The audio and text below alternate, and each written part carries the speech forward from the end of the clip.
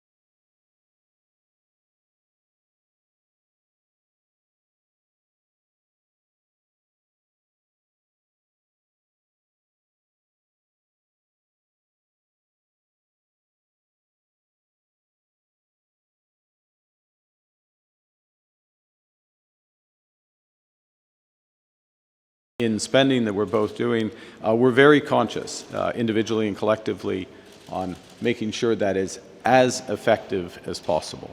That spending is as effective as possible, and being effective starts with true partnerships. So for Canada, it is very important that we are developed a security and defense partnership with the European Union. Will help us deliver on our NATO capability targets, particularly through participation in Europe's Security Action for Europe, or SAFE program, as an instrument of rearm for Europe. And I want to thank the Chancellor for his personal support of Canada's participation in this action plan. There are many tangible opportunities, and I'm going to highlight one. We are announcing today, this morning, that Canada is in the process, we've announced this fact previously, we're in the process of renewing our submarine fleet. So it is one of our most important defense initiatives. We've been running a process. There's a wide range of interests in helping us with this. We have narrowed the list to two finalists. And I look forward, along with the Minister of Industry, Melanie Joly, who is here, and the Minister of National Defense, we will be visiting ThyssenKrupp Marine Systems facility in Kiel later today. The German-Norwegian partnership is one of the two finalists for this, consistent with the cooperation potential that we have, and consistent with Canada fully fulfilling its responsibilities on all three of our coasts, the Atlantic, the Pacific, and of course the Arctic. And the other factor I just wanted to highlight is our joint work to bring resiliency to supply chains. One of the big vulnerabilities that's been exposed by the Ukraine war, it was exposed by COVID, it's been exposed by the changing global trade dynamics, are vulnerabilities in supply chains, including in critical metals and minerals. Now, Germany has been amongst the leaders in beginning that diversification away from China, particularly China and Russia. Canada can play a role in accelerating that diversification for Germany and for Europe. And these issues are only going to become more important. There's likely to be a fourfold increase in the demand for critical metals and minerals over the course of the next decade. Alors que Allemands et d'autres dirigeants cherchent à diversifier leurs fournisseurs de minéraux critiques, le Canada est bien placé pour répondre à leurs demandes. Avec les réserves abondantes de minéraux critiques, nous pouvons ensemble assurer un approvisionnement sûr et fiable qui permettra à nos pays de mieux se positionner pour devenir les leaders mondiaux dans ce contexte. Now, at the G7 summit that the Chancellor mentioned a few months ago in Kananaskis in my home province of Alberta, the Chancellor and I, and we were joined by others, in developing a critical minerals action plan. Basically, for this diversification to happen, you need willing buyers as well as willing sellers. And we have an initiative to help develop and stockpile those critical minerals. And it's in that context that the Minister of Natural Resources and his counterpart will be signing a joint declaration on intent on critical minerals cooperation, so to accelerate innovation, investment, and collaboration.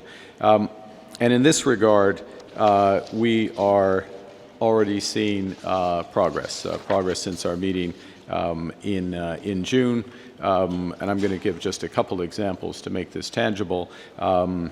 Troilus Gold Company, which is a Canadian mining company, has signed a long-term copper supply agreement with Hamburg-based Arubis AGA, one of Europe's leading smelter and recycling groups.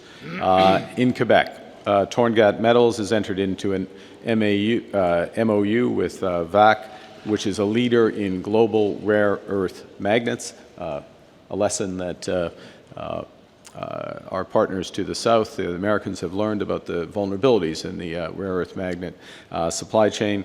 So we're creating a rare earth magnet supply chain between Quebec, between Canada and Germany. And then in addition, RockTech Lithium, which is a Canadian-German clean tech company, accelerating decarbonization through a lithium agreement.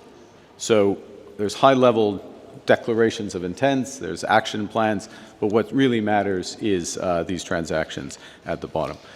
If I could summarize, there's a common theme. We're moving from a world where there's exposure to vulnerability. The vulnerability and instability is, I think, the norm in the global economy, global geopolitics, but countries like Germany, Canada, partnership with the European Union, can provide stability and prosperity for our citizens. And this, whether it's in what we've worked on today, whether it's providing security guarantees, whether it's Volkswagen's investment in Ontario or Bombardier's an aircraft hub here in Frankfurt, this partnership provides a rock and a foundation for that shared prosperity.